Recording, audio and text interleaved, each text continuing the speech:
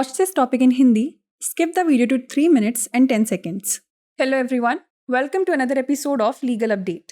Today's topic of discussion is Supreme Court on bail revision. First, let us see why is it in the news.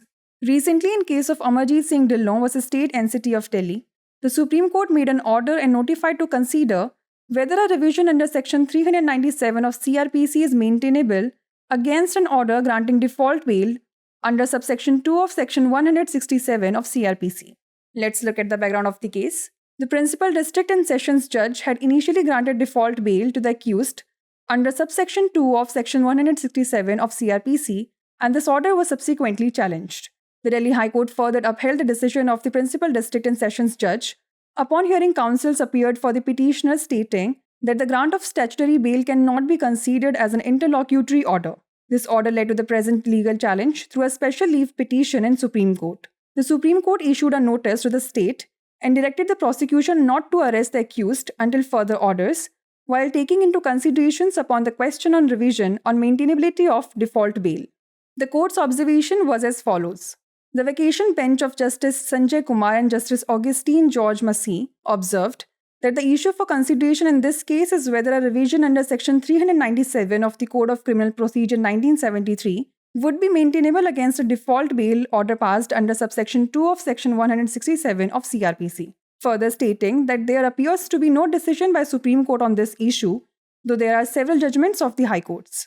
Let's know more about subsection 2 of Section 167 of the Code of Criminal Procedure 1973. This section mandates that if the investigation of an accused cannot be completed within 24 hours, the police must present the accused before a magistrate. The magistrate can authorize police custody for up to 15 days. If further detention is required, the accused can be moved to judicial custody.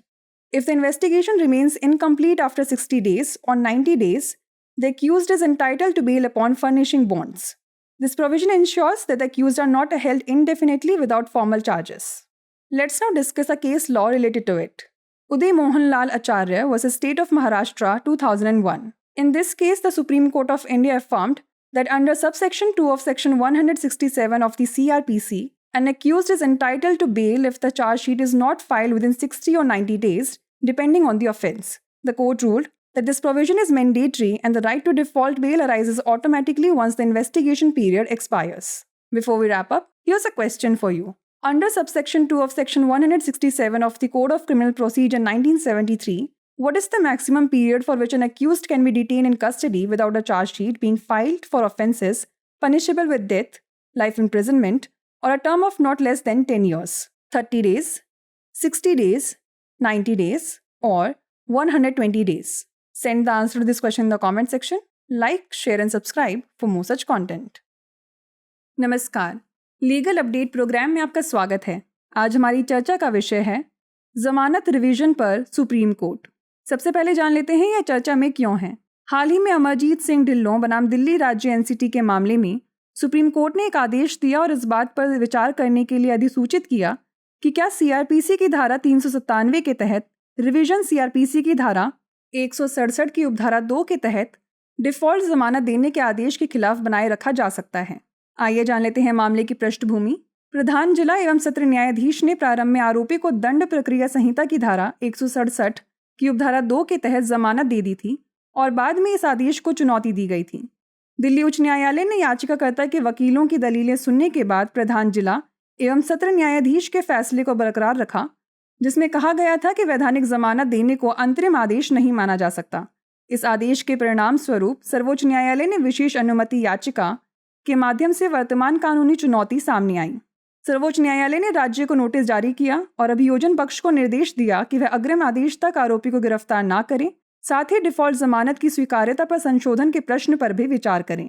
न्यायालय के अवलोकन की बात करें तो न्यायमूर्ति संजय कुमार और न्यायमूर्ति ऑगस्टीन जॉर्ज मसीह की अवकाश पीठ ने कहा कि इस मामले में विचारणीय मुद्दा यह है कि क्या दंड प्रक्रिया संहिता 1973 की धारा 397 के तहत पुनरीक्षण सीआरपीसी की धारा 167 की उपधारा 2 के तहत पारित डिफॉल्ट जमानत आदेश के खिलाफ बनाए रखा जा सकता है। उन्होंने आगे कहा कि ऐसा प्रतीत होता है कि इस मुद्दे पर सर्वोच्च न्यायालय द्वारा कोई निर्णय नहीं लिया गया है, यद्यपि उच्च न्यायालयों द्वारा कई निर्णय दिए गए हैं।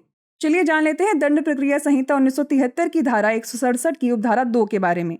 इस धारा के अनुसार यदि किसी आरोपी की जांच 24 घंटे के भीतर पूरी नहीं हो पाती है तो पुलिस को आरोपी को मजिस्ट्रेट के समक्ष पेश करना होगा। मजिस्ट्रेट अधिकतम 15 दिनों के लिए पुलिस हिरासत की अनुमति दे सकता है। यदि आगे भी हिरासत की आवश्यकता हो तो आरोपी को न्यायिक हिरासत में भेजा जा सकता है। यदि जांच 60 दिनों या 90 दिनों के बाद भी अधूरी रहती है तो अभियुक्त बॉन्ड प्रस्तुत करने पर जमानत का हकदार होता है।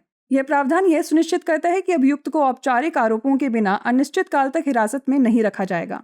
चलिए जान लेते हैं इससे जुड़े एक निर्णय विधि के बारे में।